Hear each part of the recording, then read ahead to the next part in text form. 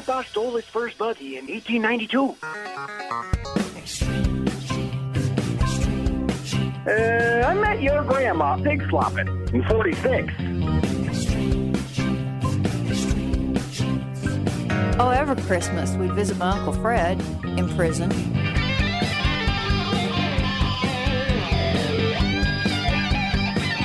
And welcome, America, to America's family history show, Extreme Genes and ExtremeGenes.com. It is Fisher here, your radio root sleuth, on the program where we shake your family tree and watch the nuts fall out.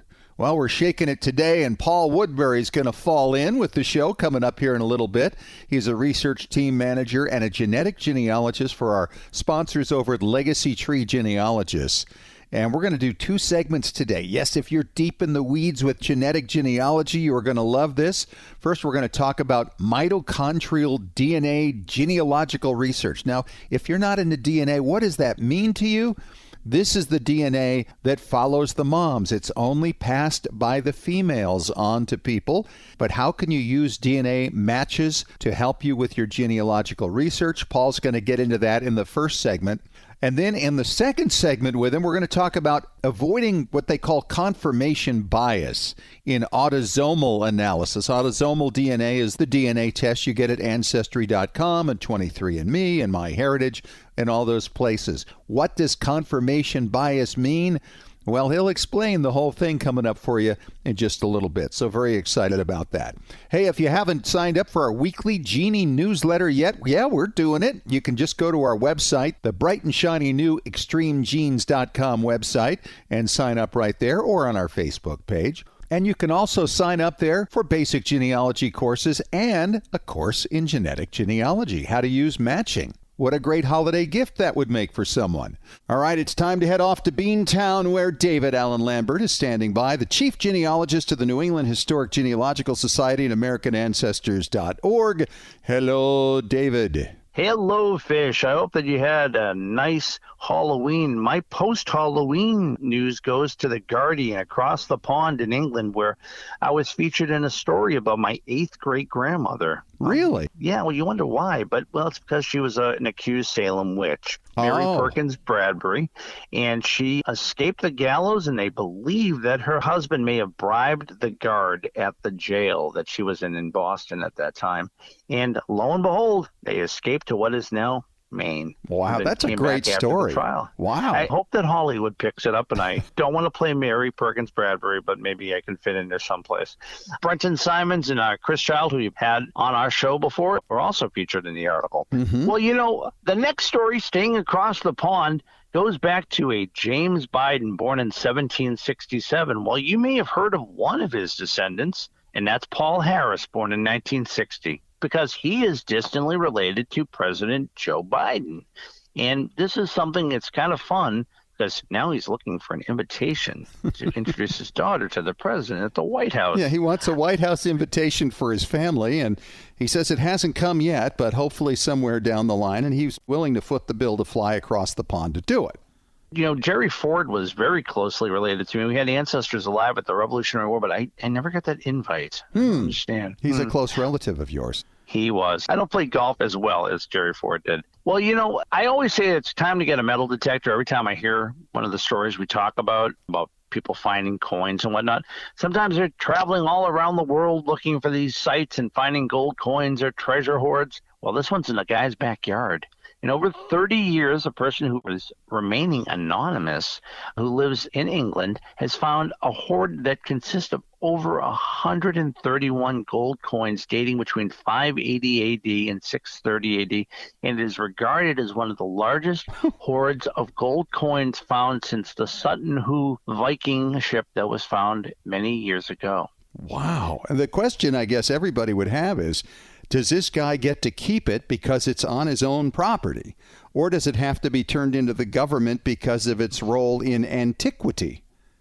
That is very true, and that jury is still out. We'll probably hear more about it, but apparently a former police officer was metal detecting on his property and tried to take the coins that he had found and pass them off as found somewhere else, and, well, he lost his job and sentenced to 16 months in prison. Wow. So, spare change doesn't pay off, apparently, even when it's 6th century gold ones. Exactly. I love DNA fish, and we're always finding that we've got distant cousins and stuff. And, it's also good if you're trying to compare it to find if you have an ancestor. Well, how about if you wanted to find out if your ancestor was Sitting Bull? Well, his great-grandson, by a lock of hair that had been preserved of Sitting Bull, has confirmed that very fact. The University of Cambridge and colleagues had taken this sample and have confirmed that Ernie LaPointe is, in fact, the great-grandson of the Native American leader, Sitting Bull. Isn't that cool? I've seen pictures of this guy, and you can see some resemblance, but not too much. But what a neat thing, though, for him to know for sure through scientific proof that, this man was my great-grandfather. Incredible. Well, I always love ammunition because it's a blast to hear during a fireworks display. But how about when you think that ammunition is live? Well, this is a case of a family in Michigan when they went to the state police, and this World War I ammunition shell turned out to be loaded with coins and bills dating back into the early part of the 1900s. Silver coins and everything. Somebody uses World War I shell as a piggy bank. Yeah, and what I understand is that the authorities actually kept the shell. They just figure it's not good for this thing to be out there, even though it's not a live thing. But they stuffed this with coins and bills, and it was a lot of money, and I would imagine all of these coins and bills are worth far more than the face value now, just as collector's items. Oh, yeah, there's 20s and 10s and 5s and silver certificates going back to probably the 1920s on some of them. So, wow. Hey, congratulations. I hope it isn't something they found at a yard sale for cheap money and just decided to turn it around. I feel bad for the owner, but I think they found this one in their house.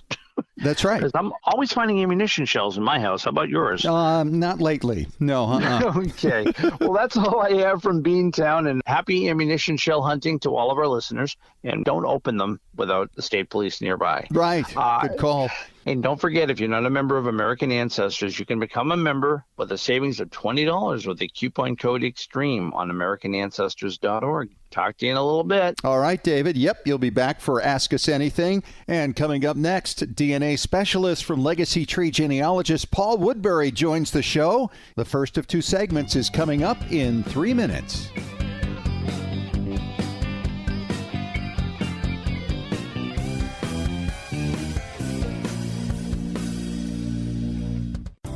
Unknown parentage, lineage society membership, building your family tree, leaving a legacy. Regardless of your reasons for hiring a professional researcher, Legacy Tree Genealogists can help you discover your family's past. Their genealogists are highly rated in their field with specialties in DNA analysis, historical context, and forensic genealogy. For nearly 20 years, Legacy Tree Genealogists have created thousands of professionally bound and digital reports for families like yours around the world. So whether you've hit a brick wall in your research or are just getting started, Legacy Tree Genealogists can help you tell your story and preserve it for generations to come. To receive a free estimate for professional research, visit legacytree.com or call 1-800-818-1476. That's 1-800-818-1476. We'd be happy to talk to you. Legacy Tree Genealogists. Hey, Genies. As we've dug into our family history explorations over the past year, our community at Genealogy and Family History Breakthrough Strategies has taken off. This is where you can meet like-minded genealogists who can help you break through those brick walls and find a whole city behind it, occupied by ancestors whose names you don't even know yet. This is where you can learn from your fellow Genies and ask questions, because many in our community have already been into some of the records you're looking for. Genealogy and Breakthrough Strategies is free. What a great place for brainstorming and getting to know other people who totally get your passion for family history research. If you're looking to take the next step in sharpening your skills, here's a great chance to learn from others and give back in areas you've already become expert in. So join us. That page again is Genealogy and Family History Breakthrough Strategies. It's a long name, but we cover a lot of territory. Genealogy and Family History Breakthrough Strategies. Hey Genies, it's Fisher here, and my shiny new ExtremeGenes.com website has been described as having that new car smell. I love hearing that. Having been with you for over 8 years now, it felt like time to help out listeners and followers who need to know the basics of genealogical research, as well as how to understand your DNA test results, and to be able to put them to work for you, breaking down brick walls, identifying birth parents, locating new cousins who may have photos and information that can't be found anywhere else, and verifying your paper trails. Yes, DNA can do all that, and I can show you how. Check out the all-new ExtremeGenes.com website and download the free Genealogy Strategy Roadmap and the free DNA Starter Guide. Then, if you like what you see, you can take those next steps to sign up for the video courses that you can watch at your leisure. I'll take you through all the basics, step by step. Find out more now at ExtremeGenes.com.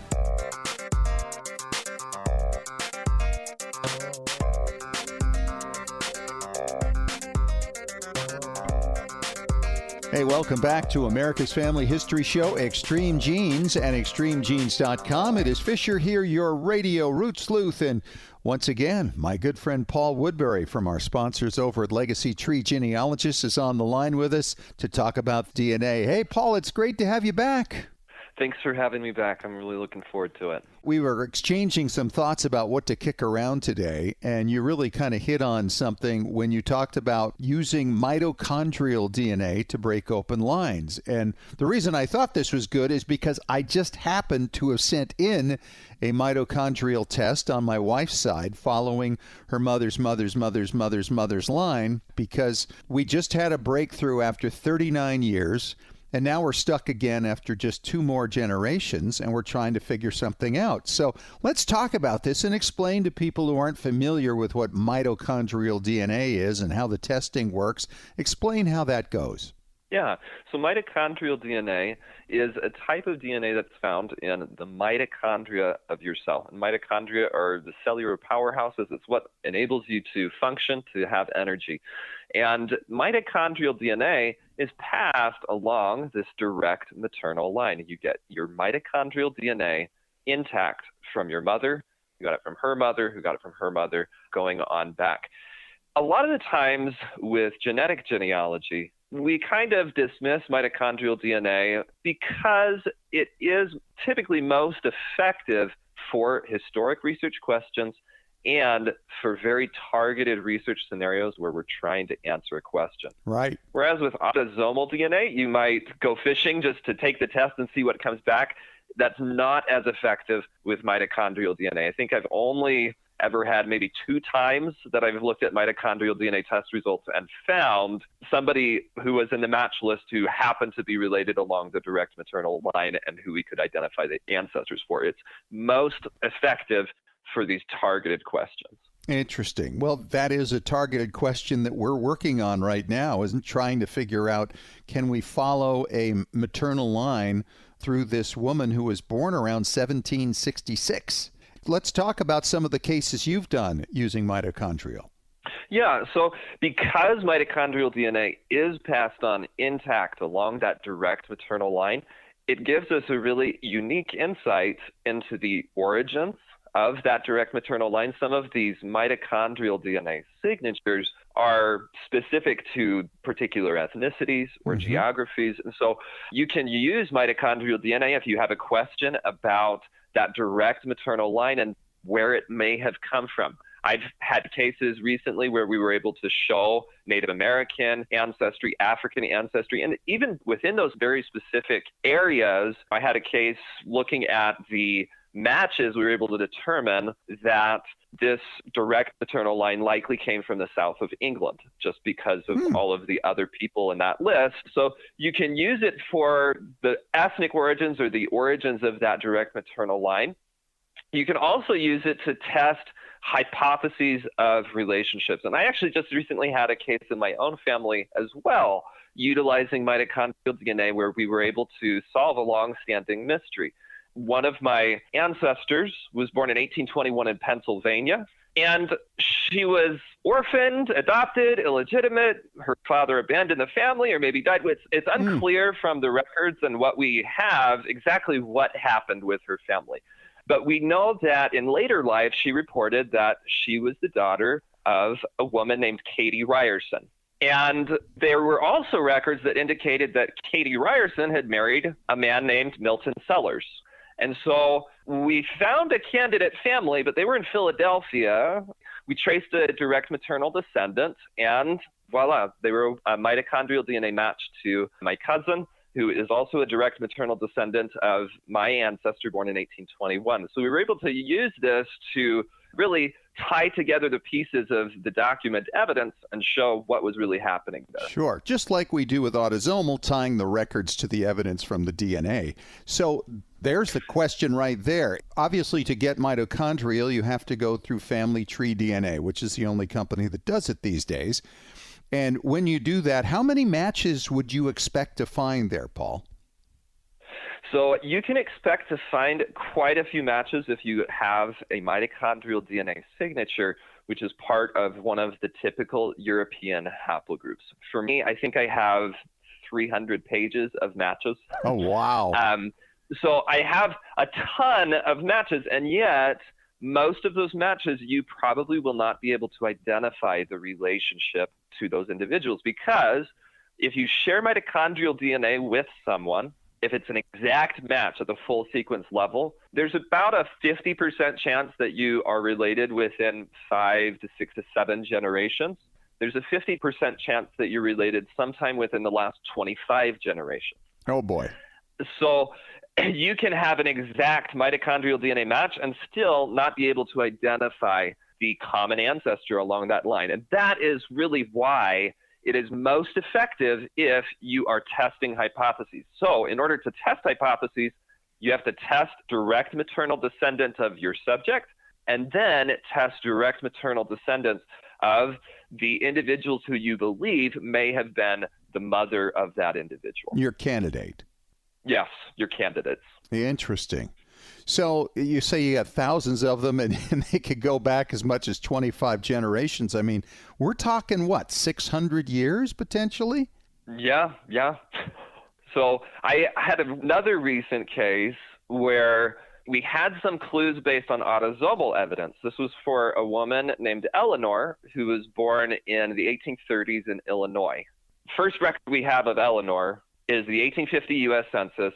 She is listed with a family that does not share her surname. Later in life, she referred to them as her adoptive parents.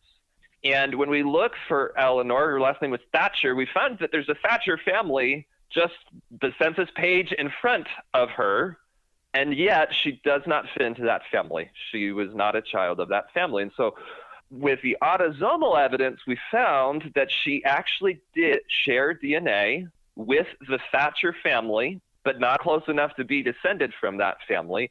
And she also shared DNA with relatives of her adoptive father. Okay. So we're wondering, okay, at this point, we're really dealing with two possibilities. Either Eleanor, whose last name is Thatcher, so we expect a relationship to the Thatcher family, but was her father a Thatcher and her mother a Seward, which was the name of her adoptive father, or was it vice versa? Was it that her adoptive father was actually her biological father and her mother was a Thatcher female? Wow. Okay. The autosomal, at this point, we're dealing with fourth, fifth cousin relationships. It's ambiguous. Yeah, getting distant. You can't really tell just based off of the autosomal what's going on here. So we did mitochondrial DNA for both the Seward family as well as the Thatcher family, and her mother was a Thatcher. Her biological father and her adoptive father were probably the same person. Really? Interesting. So when you say, okay, we did studies on these two families, does that mean you traced down a female living today that was willing to test to compare? Yes, we tested female descendants from both families who agreed to perform DNA testing for us, and one showed that indeed she was descended along that direct maternal line through the mother of this Thatcher family. In the other case, she did not share DNA with the direct maternal descendants of the Seward family. So the Sewards are out, Thatchers are in, you've got yourself a winner. Yeah. That's crazy. So let me ask you this then. How do you approach some of these people? You obviously have to do a fair amount of research to pull down, what, about 5 generations to find somebody. Yeah, 5, 6, sometimes 7 generations. And then you have to reach out to them. And how do you approach them? Well, because I'm often doing this for clients, as I am doing this, I'm balancing the pros and cons of reaching out as well as getting enough candidates. So I will usually try and find at least 5 or 6 people, and then I'll send a round of letters to them explaining the research scenario, the research objective, what we're trying to accomplish. I offer to pay for the tests for them. Then at the end, we say, all we ask is for access to your test result, and we'll give you a copy of the report that we're preparing, or we'll share any information that we find in relation to our shared relationship. I get a pretty good response rate. Not everybody agrees to test, but a lot of people will indicate that, oh yeah, this is really interesting, and here's some information from my family. Or for those that you do contact, if they decline, ask them, well, do you know anybody else who's related along this direct maternal line who'd be willing to test? And so what percent would you say agree to this? Those, I don't know the exact percentage. It's probably 25%, 20%. That's pretty good. Say usually out of 5 to 6 letters that I send out, we usually get at least one response of a person saying, yeah, I'm willing to test. All right. This is really fascinating stuff. And not a lot of people do this. How many people do you think have taken a mitochondrial test that would be in the system now? I'm not sure, but probably less than 1 million. But still, I would be surprised it's that many. But it gives you hope, and this is obviously similar on the other side to the Y testing, right? But with the men's lines, at least you can keep within the surname of a family typically. It's a lot more useful. Yeah, it's hoped that it will keep within the surname. Yeah, right. Yeah. All right. He's Paul Woodbury from Legacy Tree Genealogist. And Paul, you want to stick around and we'll carry on talking about analysis of your DNA and making sure that you're not prejudicing yourself and your results. Sounds good. See you in a little bit. All right. Back in 5 minutes on Extreme Genes, America's Family History Show.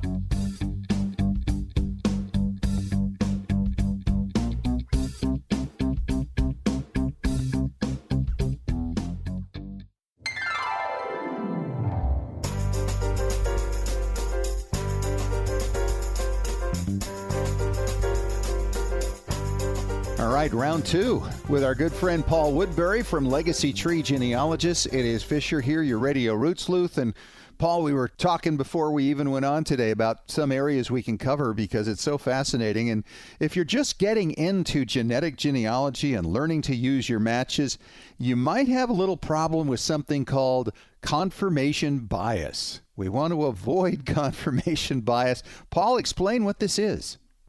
Yeah, so confirmation bias is when you come into a research question with an idea of what you expect the answer to be already. Okay. And the danger with that is that rather than letting the evidence speak for itself, you can often fall into traps and pitfalls of finding the evidence that you want to find. Right. So the way that you can avoid that is to first deal with the best evidence to address a research question rather than seeking out evidence to confirm what you think the answer might be. So here's an example, I think. Many years ago, I had a friend of mine. He wanted to prove that his father was his father. There was some question about that. And he was really confused because he could not find any close matches. But then he felt good because the closest match he found a fifth cousin that didn't fit his mother's side. And so the assumption was, oh, okay, well, then that must mean this proves my dad's my dad. And I'm like, no, that's too far back. But is that the kind of thing you're talking about? Exactly. I had a similar situation where somebody came to me and said, I think I know who my biological father is. I want you to prove it. And famous last words. And then I came in and looked and I said, well, how do you know this? And she said, well, I have this genetic match and they share 10 centimorgans with me. Oh. And they descend from the brother of my father. So this must be it. And I think they weren't considering that just because there is evidence, yes, 10 centimorgans is evidence, but it's actually evidence against right. the candidate that she had identified because it's not enough shared DNA. Right, because that person would have been a first cousin, and a first cousin is going to be way up there in numbers. Yeah, probably sharing closer to 800. Right, 800. Possibly as low as 500 centimorgans, but certainly not 10, right? Yeah. So it's the challenge that we will sometimes come into our results with these preconceived notions. Perhaps our entire family tree that we've been working on for years, and we say, oh, well, I see connections to my first cousins. I see connections to my second cousins. We share DNA, therefore everything's good. But part of that is confirmation bias because we need to consider all the evidence there. Just because there is a connection does not necessarily mean that it is showing the full connection versus a half connection or a half relationship. So are they sharing an amount of DNA appropriate for a first cousin, for a second cousin? Are your shared matches including individuals of both your common ancestors or just one of them? Okay, otherwise you're seeing proof of a half. Yeah, so those are some things that you want to watch out for, but at the same time, you don't want to get too concerned if you're not immediately finding evidence of a particular line. There's lots of reasons for why that might be. You might have that line be a recent immigrant, and the individuals that are related to you through that line have not yet performed DNA testing, whether that be because they are small families, because it's a population that's underrepresented in the databases.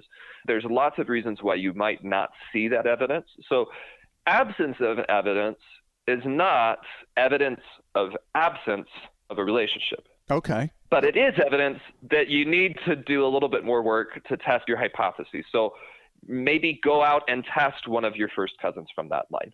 Maybe test your second cousins from that line. Test individuals who would help you to confirm that relationship.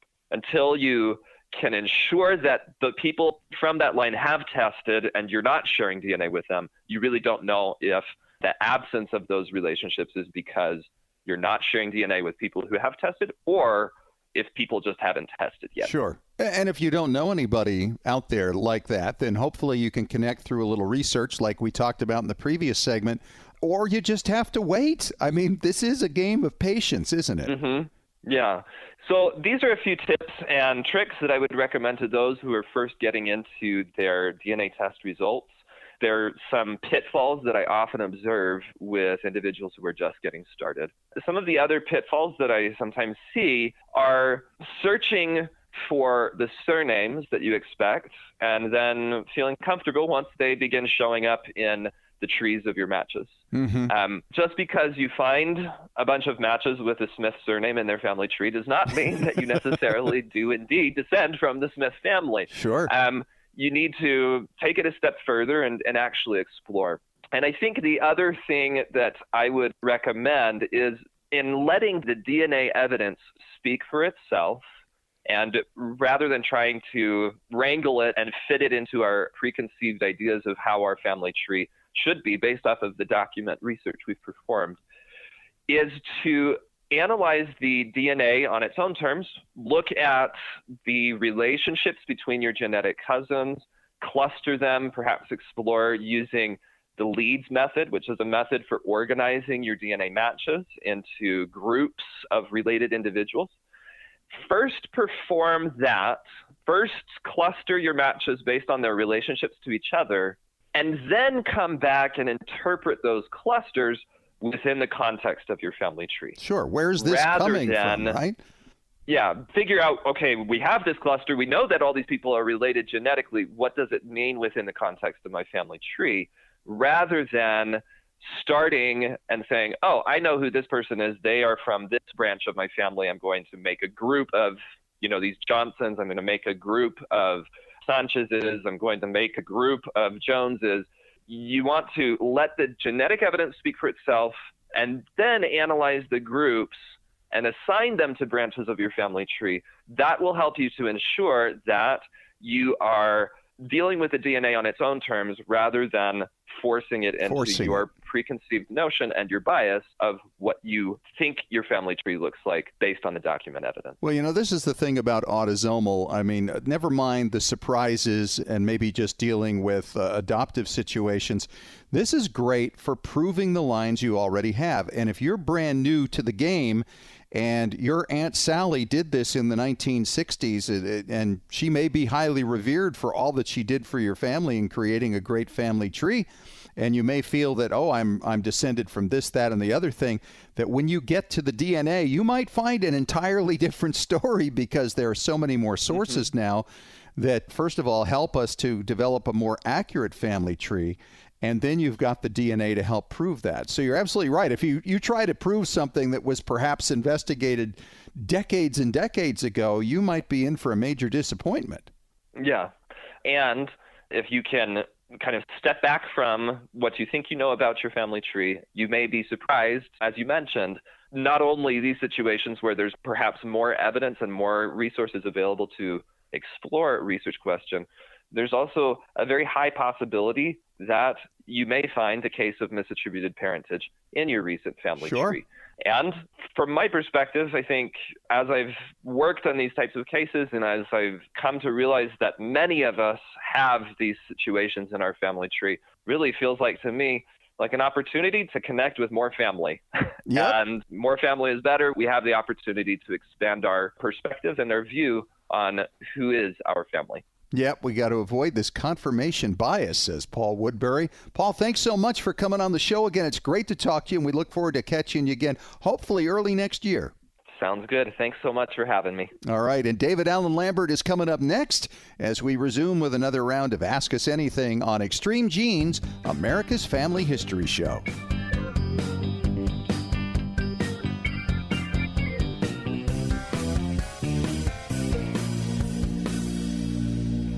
Hey Genies, it's Fisher here, and my shiny new ExtremeGenes.com website has been described as having that new car smell. I love hearing that. Having been with you for over 8 years now, it felt like time to help out listeners and followers who need to know the basics of genealogical research, as well as how to understand your DNA test results, and to be able to put them to work for you, breaking down brick walls, identifying birth parents, locating new cousins who may have photos and information that can't be found anywhere else, and verifying your paper trails. Yes, DNA can do all that, and I can show you how. Check out the all-new ExtremeGenes.com website and download the free Genealogy Strategy Roadmap and the free DNA Starter Guide. Then, if you like what you see, you can take those next steps to sign up for the video courses that you can watch at your leisure. I'll take you through all the basics, step by step.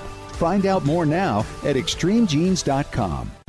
Unknown parentage, lineage society membership, building your family tree, leaving a legacy. Regardless of your reasons for hiring a professional researcher, Legacy Tree Genealogists can help you discover your family's past. Their genealogists are highly rated in their field with specialties in DNA analysis, historical context, and forensic genealogy. For nearly 20 years, Legacy Tree Genealogists have created thousands of professionally bound and digital reports for families like yours around the world. So whether you've hit a brick wall in your research or are just getting started, Legacy Tree Genealogists can help you tell your story and preserve it for generations to come. To receive a free estimate for professional research, visit legacytree.com or call 1-800-818-1476. That's 1-800-818-1476. We'd be happy to talk to you. Legacy Tree Genealogists.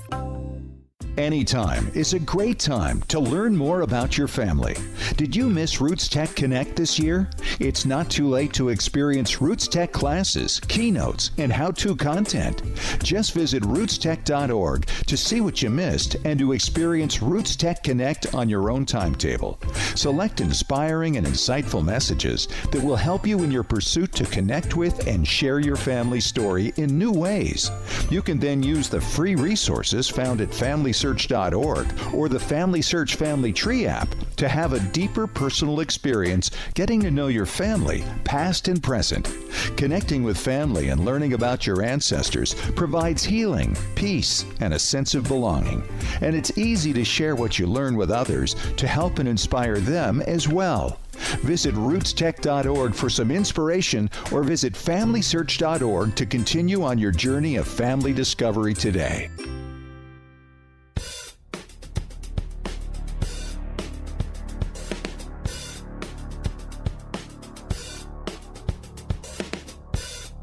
All right, back at it with Ask Us Anything on Extreme Genes, America's Family History Show, and ExtremeGenes.com. It is Fisher here, your radio roots sleuth, with David Allen Lambert, way over there in Boston, Massachusetts. And Dave, our first question is actually more of a comment than a question. It's from Mac McCormick in Darien, Connecticut. And he says, guys, FYI, at Thanksgiving 2 years ago, we didn't meet last year because of the pandemic, we interviewed all our older family members. 2 of them have since passed, so these recordings are real gems. Thought I'd pass that along as a suggestion to you and your audience for the holidays. Ooh, that's a great one because you can, basically have the relatives over and get the stories down and get the photographs identified. Oh, there's all sorts of things you could do during the holidays other than eat turkey and watch football. Absolutely. This is where I actually did my very first family history interview, where we'd get to my uncle's place in New Jersey. Back in the day.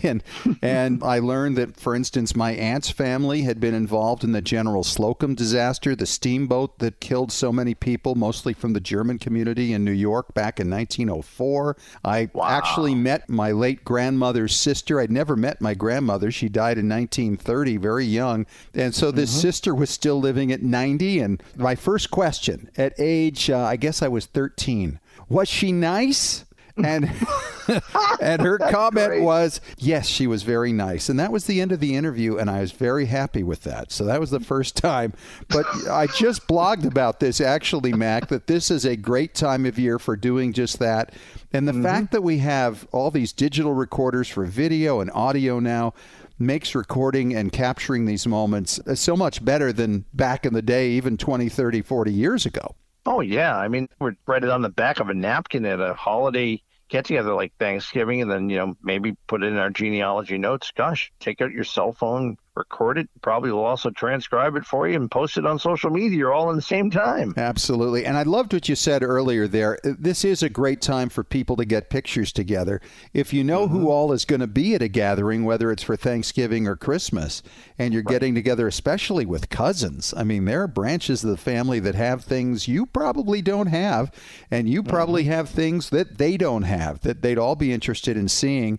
And then you can all kind of swap things out and get them digitized and get the originals back to where they belong. Or maybe in some cases, you'll get some originals. I sure have from people I've met. It sounds like a cornucopia of family history. Yes, it does. I think there's just so much that you can do with this. And, as I think back over the years, the opportunities that so many of us have missed because we just weren't thinking that way. But as a genealogist, you always have to be thinking of, what are the opportunities? What's coming up? Try to think ahead and make plans because, as I say to people often, this is a room of future dead people. If you want to get information from them, you ask them now while they're still here. And, if you're the oldest person in your family, tell the stories from your youth and pass the stories on. I mean, that's one of the glories of being a genealogist if you're an older person, because you're the keeper of those stories. So don't let them die with you. Yeah, that's really the truth. I mean, my mom always said, and I've quoted it many times over the years on Extreme Genes, that when a person dies, a library is burned, and that library is a family history library, your family history library. So it's so very true. It really is, and it's it's a frightening thought, and I'm really grateful, like I'm sure you are too, Dave, that you started young. That you started really early because you really get a lot more when you're able to do that. And I'm looking at interviews we did now where we took a lot of notes that go back as much as 40 years. And those people are long gone and their stories left with them, except They left them with us, and so we write them up and put them in books. So it's really great stuff. Great comment, great suggestion, Mac. Thanks so much for that.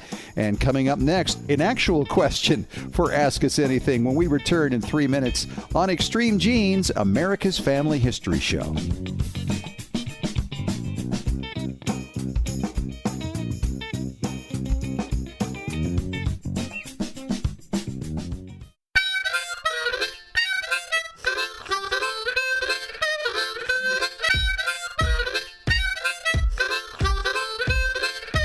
All right, back for our final question this week on Ask Us Anything on Extreme Genes, America's Family History Show at extremegenes.com. And David, this is from Marianne Smalls in Indianapolis.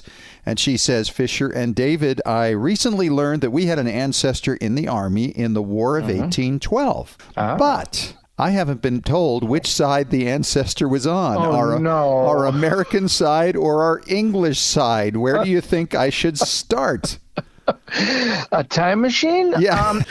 Well, I would say let's give credit to the other side first. And right. So British records, Kew in London. The archives of the British Army are over there. And basically, you can go through some of the records that are available already online from findmypast.co.uk, and it's going to vary on what they have into the 19th century. So you can try there. But again, if you have a John Clark, you need to know what, because these muster rolls back then, Fish, are not exactly always descriptive. There are, of course, some rolls that are called descriptive rolls, believe it or not, and they have the height, the age, maybe the place the person's from. So you might be able to determine if that John Clark is yours, but without a location, first thing you want to do is look in your tree and see if you have somebody that's born roughly between, say, 1775 and, say, 1795, because then it'd be a teenager or a slightly older guy that could be in the military. Right. So if you get that narrowed down, that should narrow down some of your great-greats. And then the other idea is looking for their final story, an obituary. Something might say about them being in the British Army. In fact, did this ancestor stay over there? Maybe there's a grave marker that has something about them being a veteran.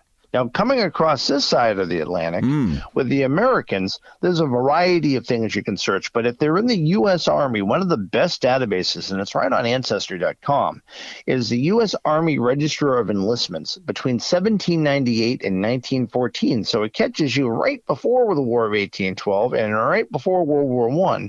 And it's the regular U.S. Army.